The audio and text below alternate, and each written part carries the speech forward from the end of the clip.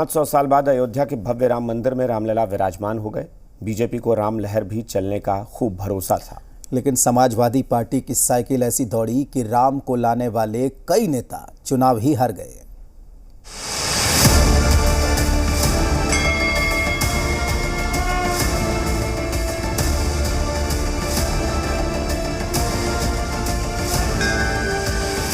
ये वो दिन था जब रामलला अयोध्या के भव्य राम मंदिर में विराजमान हो रहे थे और बीजेपी राम नाम जपते हुए पूरे विश्वास के साथ 24 के रण में अकेले दम पर बहुमत हासिल करने का दम भर रही थी।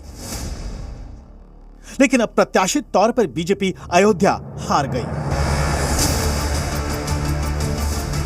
यही नहीं, अयोध्या शहर से केवल 4000 वोट ही लल्लू सिंह को मिल पाए।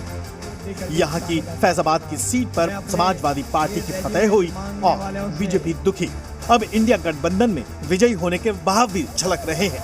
बहुत दुख होता है कि ये ऐसा कैसे हो गया।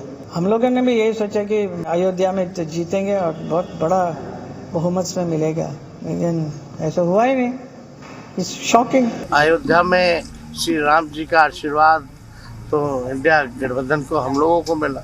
एक चीज तो साफ हो गया कि जो मोदी जी की बात करते थे, मोदी फैक्टर वो खत्म हो गया। खास बात यह भी है कि केवल अयोध्या ही नहीं, यहाँ के आसपास के 100 किलोमीटर तक भी बीजेपी जीत का स्वाद नहीं चख पाई। अयोध्या से लेकर बलिया तक पूरी तरह बीजेपी का सफाया हो गया। अयोध्या से लगी बाराबंकी सीट पर कांग्रेस प्रत्याशी जीत गए।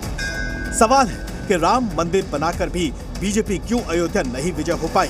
दरअसल माना जा रहा है कि जब यहाँ चौड़ीकरण का काम हुआ तो लोग गुस्से में कहने लगे कि घर घर भगवा छाएगा, आगे का दो रूम जाएगा। अयोध्या में 14 किलोमीटर लंबा राम पथ तो बनाया गया, लेकिन इसकी जद में आने वाले घर और दुकानें तोड़ी गई। संत समाज भी बीजेपी की करारी हार से दुखी है।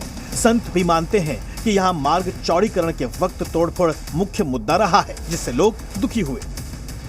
ग्रामीण अंचल था, ग्रामीण इलाका था, उस क्षेत्रों के लोग ज्यादा रुष्ट लगे और नाराज लगे। उनकी नाराजगी का भी दंश भारतीय जनता पार्टी को झेलना पड़ा। यहाँ की हार का सिर्फ एक कारण है कि यहाँ का प्रत्याशी का जनसंपर्क अभियान बहुत ही कमजोर रहा। चुनाव के दौरान लल्लू सिंह का संविधान बदलने वाला बयान भी बीजेपी पर भारी पड़ा है। बहुत सारे काम करते, सरकार तो 272 को भी बन जाता है, लेकिन 272 की सरकार संविधान में संशोधन नहीं कर सकती। उसके लिए 2/3 बहुमत से अधिक सीट चाहिए। यही वजह है कि दलित, मुस्लिम और पासी समाज का वोट अवधेश प्रसाद के साथ चला गया। जाहिर है अखिलेश यादव ने अपने पीडीएफ फॉर्मूले को जीत का कॉम्बिनेशन बनाने में कामयाबी हासिल की है। ब्यूरो रिपोर्ट, जी मीडिया।